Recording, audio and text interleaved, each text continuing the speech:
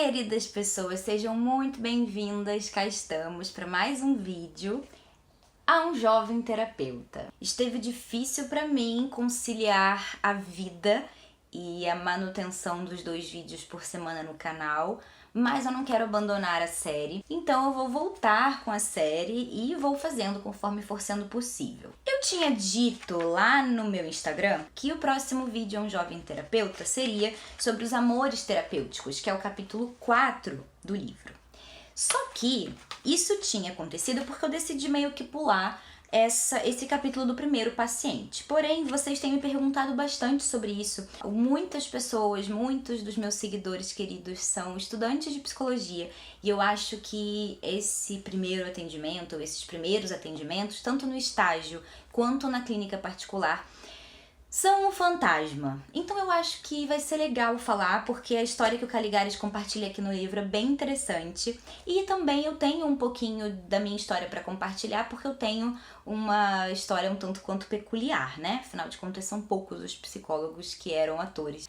Eu vou resumir para vocês a história que o Caligares conta aqui no livro, que é muito interessante. Antes de começar a psicanálise, ele era professor de teoria literária. Ele explica que ele começou a fazer psicanálise, ele começou a fazer a própria análise porque ele tinha uma gastrite muito forte, tinha muitas angústias existenciais e aí ele procurou a psicanálise. E após muitos anos de análise, ele começou a melhorar da gastrite, ele achou aquilo muito curioso e ele começou a buscar estudar um pouco mais da teoria.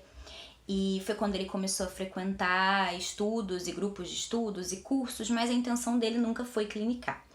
E em dado momento, ele recebeu um convite de um professor para começar a atender. Não era necessário nenhum tipo de comprovação, de exame ou prova para de fato ver, certificar se a pessoa tinha conhecimento. Era necessário que já tivesse alguns anos fazendo a própria análise. E aí era necessário que isso fosse comunicado pela pessoa ao próprio analista, e o analista teria que dizer, não, você não está pronto, ou consentir. E no caso ele falou pro analista dele, o analista deu ok, e ele se dispôs então a começar a atender. E aí o primeiro paciente dele foi indicado por uma amiga e ele até então estava em casa, ele não tinha um consultório. E ele montou aquele quarto e sala dele para virar um consultório. Tinha um sofá-cama, uma poltrona, era tudo meio assim, né, do jeito que deu para fazer. E ele conta que no primeiro dia ele tentou dar uma cara para a sala de que a sala já estava sendo usada. Ele amassou um pouco o lugar de sentar para dar a sensação de que alguém já tinha sentado ali antes. Ele compartilha o medo que ele tinha daquele primeiro paciente ficar sabendo que era o primeiro paciente. Olha o que ele diz. Quando chegou o dia da primeira entrevista do primeiro paciente, eu tinha uma preocupação dupla. Queria que o apartamento tivesse cara de consultório, mas também queria que não tivesse cara de consultório no dia de sua inauguração. Afinal, eu pensava, qual paciente gostaria de descobrir que o analista em que ele vem depositar uma esperança de cura é um novato absoluto? Cuidei dos detalhes, uma certa desordem de papéis e notas na mesa, uma pequena desarrumação do acolchoado do divã para mostrar que alguém já deitara ali. E ele fala aqui uma coisa muito interessante, que foi o motivo pelo qual a amiga dele indicou esse paciente para ele. Ela sabia que, por mais que a psicanálise me tivesse conquistado, eu continuava apaixonado por muitas outras coisas que me seduziam tanto quanto e sobre as quais conversávamos assiduamente. O critério que aparentemente valeu para que ela me encaminhasse um paciente vale hoje para mim. Na hora de encaminhar um paciente, prefiro os analistas cuja curiosidade para com o mundo, a vida e a cultura se estenda além das 4 paredes do consultório. Ai, meu Deus! É fantástico! A gente na Gestalt costuma falar que o terapeuta ele é proporcionalmente melhor quanto mais experiências de vida ele tem. O terapeuta deve ter uma vida rica. É muito importante a gente ter vivências, a gente ter interesses, a gente ficar muito bitolado, muito fechado dentro da clínica, da teoria, dos conceitos. Isso não costuma ser produtivo, não costuma ser interessante, não costuma ser mais potente, sabe? Então eu super concordo com ele. A gente precisa se manter aberto para o mundo. E aí ele conta a parte mais legal desse capítulo, que ele diz que depois de muitos anos, esse paciente se analisou com ele durante 7 anos, e após muitos e muitos anos ele encontrou esse rapaz por conta de amigos em comum. E aí ele perguntou, eu fui seu primeiro paciente, não fui? Hoje, ele diz que responderia imediatamente a verdade. Na época, eu ainda me preocupava em defender a aura de mistério atrás da qual os terapeutas gostam de se esconder, sob pretexto de que o paciente precisa idealizar seu terapeuta. Portanto, fiquei perplexo e calado, com aquela cara de que os analistas usam para fazer pensar que, primeiro, eles já estariam vendo a razão verdadeira da pergunta que está sendo feita e que, segundo, essa razão desconhecida por quem pergunta é infinitamente mais interessante do que a resposta que eles deveriam dar. Mas meu ex-paciente não deixou para menos e continuou. Acho mesmo que fui seu primeiro paciente. Não sei se você sabe, mas é o que eu tinha pedido para Nicole, que me deu seu endereço na época. Quer um analista, eu havia dito, de quem serei o primeiro paciente. E acho que ela respeitou meu pedido. Queria ser o primeiro paciente porque pensava que, como meus problemas eram meio banais, só um analista debutante me escutaria com toda a sua atenção. E aí ele fala aqui que realmente, em algum grau, a escuta para o nosso primeiro paciente é um pouco mais aguçada mesmo. Mas ele também fala uma coisa interessante. O paciente escondia de seus pais algumas escolhas de vida que, se fossem conhecidas, lhe valeriam um repúdio. No mínimo, era o que ele imaginava. Não estranha que ele quisesse ser, de uma certa forma, o legítimo primogênito de alguém para quem ele pudesse contar tudo. A escolha de um terapeuta é sempre guiada por razões um pouco mais complexas e reveladoras do que o próprio paciente imagina. E aí ele fala alguns ensinamentos sobre essa história. Nem sempre é verdade que os pacientes preferem terapeutas experientes. Como os caminhos pelos quais um paciente coloca sua confiança num terapeuta são muitos, se não são inúmeros, o mais simples talvez seja que nos contentemos em ser nós mesmos. Não é preciso desarrumar colchas e deixar baganas no cinzeiro. A experiência certamente ajuda na conduta das curas, mas, de qualquer forma, seria bom que guardássemos sempre alguns elementos do espírito do debutante: a curiosidade, a vontade de escutar e, por que não, o calor de quem, a cada vez, acha extraordinário que alguém lhe faça confiança. Ai, gente, o Caligares é muito amor demais. Então, o que acontece? Eu passei por um momento de muito conflito quando eu comecei a chegar perto do momento de atender, porque fazia muito pouco tempo que eu tinha parado de trabalhar. E eu tinha bastante receio de como seria isso, até porque nas primeiras vezes em que eu fui até o SPA, que era o Serviço de Psicologia Aplicada, onde a gente tinha que fazer o estágio obrigatório, teve uma vez que eu fui lá para poder fazer minha inscrição e tal. E no tempo em que eu tava lá na sala de espera, esperando pra fazer a inscrição, chegou uma moça e falou: meu Deus, não acredito, você é Cília Dassi. Ai, meu Deus, você é terapeuta aqui? Não acredito.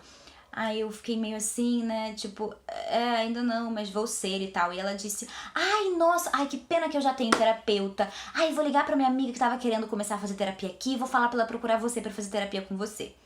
E definitivamente, fazer terapia com alguém só porque a pessoa é famosa não é um bom motivo para fazer terapia.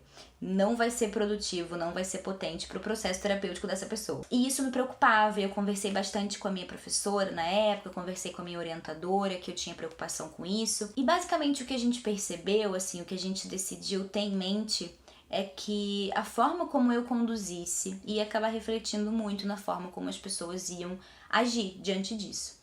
Então era importante que eu me posicionasse de uma forma profissional e que não abrisse esse tipo de brecha para a pessoa confundir as coisas, para a pessoa misturar as coisas. E que era importante também eu ficar atenta, se eu percebesse que a pessoa estava muito deslumbrada, muito perdendo o foco do processo terapêutico para puxar assunto sobre isso, que não seria interessante, seria importante eu encaminhar essa pessoa para um outro profissional.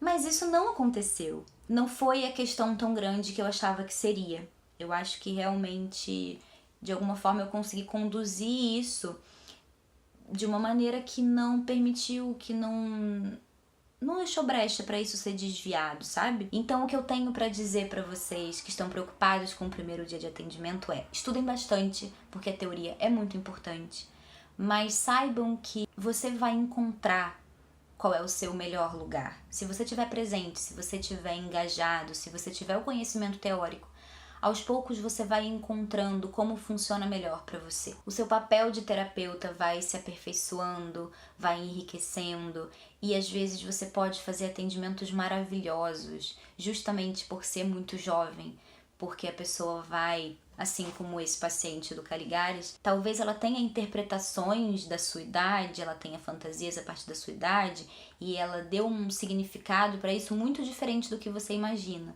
Talvez a visão dela sobre a sua idade seja muito diferente da sua visão e da visão que você teme que ela tenha. Então isso pode ser potente, pode ser interessante. O importante é você ser ético, é você estudar, é você pesquisar, é você se disponibilizar para o outro, é você buscar saber o que definitivamente não é legal você fazer, o que tudo bem nessa abordagem, não tudo bem naquela, e você pode escolher se basear um pouco na outra abordagem em algum momento, desde que seja proposital, desde que você saiba o que você está fazendo. Saiba o que a sua abordagem propõe para você, saiba como a sua abordagem propõe que você se posicione. O processo de terapia, ele precisa de uma boa relação com o terapeuta. Uma pessoa que não vai com a cara do terapeuta, um terapeuta que o santo não bate com a pessoa, não vai funcionar direito. É muito importante que a gente, como terapeuta, esteja bem trabalhado e bem resolvido, para que a gente consiga ter uma boa condução desses casos, que às vezes acontecem mesmo, da gente ter um desconforto, ou da gente se apegar demais a alguém, porque nos lembra alguém da nossa família. Esse tipo de coisa pode acontecer, e por isso é muito importante a gente estar em terapia, a gente estar num processo que seja de preferência compatível com a abordagem que a gente está trabalhando. Não é obrigatório, mas é melhor. Pelo menos que seja compatível, sabe? Que você não esteja fazendo psicanálise, estudando psicanálise, querendo atender por psicanálise, e a sua terapeuta é TCC, sabe? Que são abordagens muito distintas. Se você estiver teoricamente preparado, disponível, com um bom suporte de supervisão para você buscar caso precise de ajuda, vai dar tudo certo. É só uma questão de adaptação, de aperfeiçoamento. Os profissionais, os pacientes que vão te procurar no início da faculdade, na época do estágio, sabem que você é um iniciante, então eles estão dispostos a isso, faz parte, é o que eles podem pagar nesse momento, eles estão sabendo, não tem vergonha nenhuma nisso. Todo mundo precisa aprender, todo mundo vai ser iniciante em tudo que fizer na vida, em algum momento. A gente já foi iniciante em caminhar, a gente já foi iniciante em respirar. Faz parte do processo, não é nenhuma humilhação isso. Então esteja presente, esteja de coração aberto, seja gentil com você e com quem quer que seja que está te procurando, porque afinal de contas essa pessoa está colocando muita confiança em você e você precisa cuidar bem dela. Agora sim, o nosso próximo vídeo será sobre amores terapêuticos e as paixões na clínica. Ok? Até o nosso próximo vídeo a um jovem terapeuta. Um beijo, tchau, tchau.